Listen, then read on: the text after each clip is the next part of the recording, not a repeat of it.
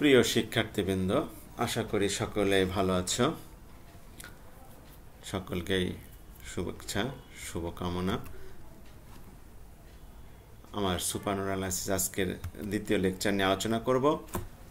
প্রথম লেকচারে আমার সুপার নোড অ্যানালাইসিস সম্পর্কে মৌলিক বিষয়গুলো আলোচনা করা আছে এবং একটি সমাধান করে দেওয়া আছে। সুপার নোড লেকচার 1টা দেখে নিয়ে এসে লেকচার 2টা তোমরা দেখলে আরও বেশি উপকৃত হবে। আমার চ্যানেলকে সাবস্ক্রাইব করে রাখলে আমি যখন আপলোড দিব সেগুলো তোমরা দেখতে পারবে এবং তোমাদের কিছুটা উপকার হবে বলে আমি আশা করছি। এটা হচ্ছে আমাদের প্রবলেম, এখানে আমার সমাধান করতে হবে।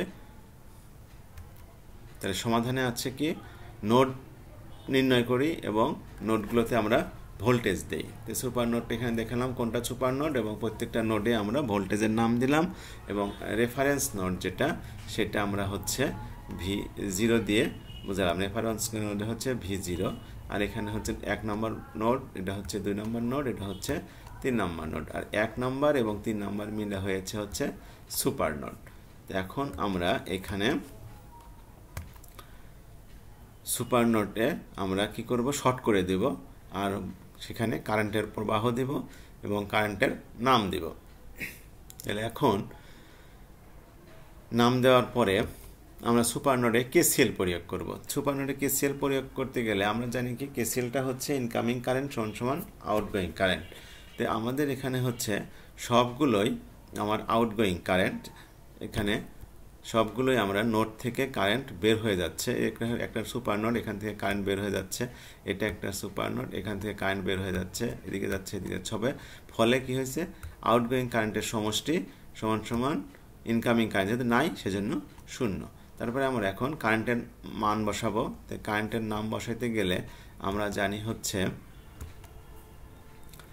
যেহেতু কারেন্ট আমাদের ডান থেকে বা থেকে ডান দিকে যাচ্ছে তাহলে হচ্ছে V1 বড়, তাহলে V1 বিয়োগ V2 ভাগ হচ্ছে এই দুইটি ব্রাঞ্চের মাঝে যে রেজিস্ট্যান্স দেওয়া আছে, তাহলে সেটা সেই নিয়ম অনুযায়ী আমরা I1 মান বের করেছি, I2, I3 এবং I4। I4টা দেখো, এটা হচ্ছে I4। তাহলে I4-এ কী হবে, V3 বিয়োগ হচ্ছে 0, আমরা 0 দেখাই নাই, ভাগ হচ্ছে রেজিস্ট্যান্স 8। এইভাবে আমরা বের করেছি। করার পরে আমাদের যে সমীকরণটা আসছে সেই সমীকরণের নাম দিলাম আমরা হচ্ছে 1। তাহলে এখন আমরা যাব হচ্ছে 2 নম্বর নোডে।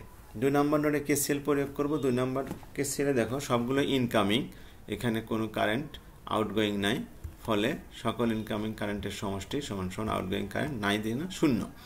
অনুরূপভাবে আমরা I1 এর মান বসাইলাম, I3 এর মান বসাইলাম এবং এইটা সরাসরি আমাদের এখানে দেওয়া আছে 5 অ্যাম্পিয়ার, ফলে এখানে কোনো সিম্বল ধরার প্রয়োজন হয়নি, সরাসরি 5 বসিয়ে দিয়েছি। এটাকে সিম্পলিফাই করে আমরা যোগ বিয়োগ করে এই সমীকরণটা পেলাম। এই সংখ্যার নাম দিলাম হচ্ছে 2 নম্বর সমীকরণ।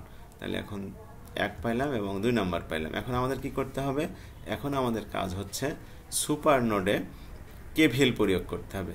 তো কেভিএল প্রয়োগ করতে গেলে আমরা জানি যে সোর্সের যে পাশটা থাকে পজিটিভ সেটা হচ্ছে বড়, যে পাশটা নেগেটিভ থাকে সেটা ছোট। যে দুটার পার্থক্য সমান হচ্ছে এই ভোল্টেজের মান 10। তাহলে এখান থেকে আমি সেই হিসাবে করলাম, করে V3 এর মান বের করে রাখলাম, বের করে আমরা 3 নম্বর সমীকরণ দিয়ে রাখলাম। এখন যে 3টা সমীকরণ পেলাম, এই 3টা সমীকরণকে আমরা বিভিন্নভাবে সমাধান করতে পারি। এই বিভিন্নভাবে সমাধান করে V1, V2 এবং V3 এর মান নির্ণয় করতে পারলে আমাদের অঙ্ক সলভড। তাহলে এখন আমরা 1 নম্বর সমাধান করতে গেলে কি করতে পারি, এখানে 2 নম্বর সমীকরণকে 4 দিয়ে গুণ করে 1 নম্বর সমীকরণ থেকে বিয়োগ করতে পারি। বিয়োগ করে আমরা যেটা পাবো সেটা হচ্ছে 2V1 প্লাস V3 সমান 40। এখানকে আমরা 4 নম্বর সমীকরণ দিয়ে রাখলাম। এখন এই 4 নম্বর সমীকরণ এবং 3 নম্বর সমীকরণকে আমরা যদি যোগ করি তাহলে আমরা এখান থেকে V1 এর মান পেয়ে যাব। V1 এর মান পেয়ে গেলাম। এখন আমাদের টার্গেট হচ্ছে আর 2টা বের করা। তাহলে এখন ওইটা করার জন্য আমরা কি করতে পারি, 3 নম্বর সমীকরণে যদি এই V1 এর মানটা বসায় দেই 3 নাম্বার সমীকরণে যদি আমরা v1 এর মানটা বসায় দেই তাহলে আমরা পেয়ে যাব v3 এর মান। v3 এর মান পেলাম। এখন v3 এর মান পাওয়ার পর আমরা 2 নম্বর সমীকরণে যদি এই মানগুলো বসায় দেই তাহলে আমরা 2 নম্বর সমীকরণ থেকে আমরা সমাধান করে মান বসিয়ে দিয়ে আমরা v2 এর মান পাবো। v2 এর মান পেলে তাহলে আমরা v1 v2 v3 এই তিনটাই আমাদের চাওয়া ছিল। তিনটা সমীকরণে আমরা পেয়ে গেলাম। তিনটা সমীকরণের মানও আমরা সমীকরণ বলছি, তিনটা নোড ভোল্টেজের মান আমরা পেয়ে গেলাম। আশা করি সকলেই অঙ্কটি বুঝতে পেরেছ। আমার চ্যানেলে আরও অন্যান্য সার্কিটের সমাধানও দেওয়া আছে, বিভিন্ন থিওরেমের সলিউশন দেওয়া আছে। মনোযোগ দিয়ে দেখলে উপকৃত হবে বলে আমি আশা করি।